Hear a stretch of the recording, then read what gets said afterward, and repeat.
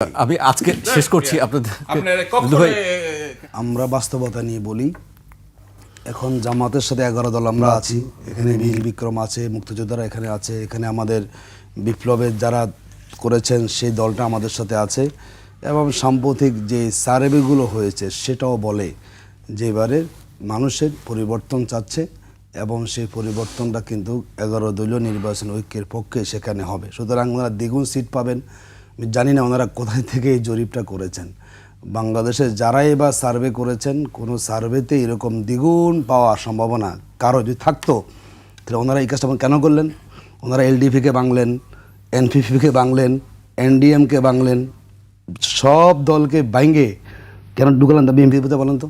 ওই যে বয়, যদি এত ওনারা কনফিডেন্স থাকতো দানেশ জিতে যাবে তাহলে ওনারা সব, যেখানে জিয়াউর রহমান ছিলেন বহুদল গণতন্ত্রের উপকার, এবার তারা কি করেছেন? সব দলকে বিলুপ্ত করে কি করেছেন?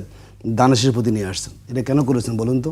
ওই যে যদি হেরে যান, তার জন্যই 5টা মতো দল এবার কি হয়েছে, এই বিএনপি বিলুপ্ত হয়ে গেছে। এটা দল নাই, নেতা এসে যোগ দিয়েছেন বিএনপিতে, দানেশের প্রতীক নিয়েছেন। তো যদি বাস্তবতা, এটাই বাস্তবতা। বাকি যা বলা হয় এটা মানুষকে বলা হয় যে আমরা তো আসলে আছি, আমাদেরকে তো ভয়, আমরা তো মোটামুটি সাহসী আছি। আমরা এটা অনেকটা গভীর অন্ধকারে জিজি পোকাকে ভয় পেয়ে আমি খুব বীরুত্তম সাহসী বলা যায়। বাস্তবতা ওনারাও বুঝেন ভোটের মাঠে সিচুয়েশন কিন্তু ভালো না, যার জন্যই ওনারা ভয়ভীতি দেখাচ্ছেন। ভোট কেন্দ্রে আসবেন না, মহিলারা আসবেন না, বোরকা পরানোর জন্য এটি বাস্তবতা হয়ে থাকে। আমি শেষ আমাকে শেষ করতে হচ্ছে আজকে কথা বলার জন্য আমি কেন অ্যাকশন ভয়ভীতি দেখাচ্ছি যেন ভোট কেন্দ্রে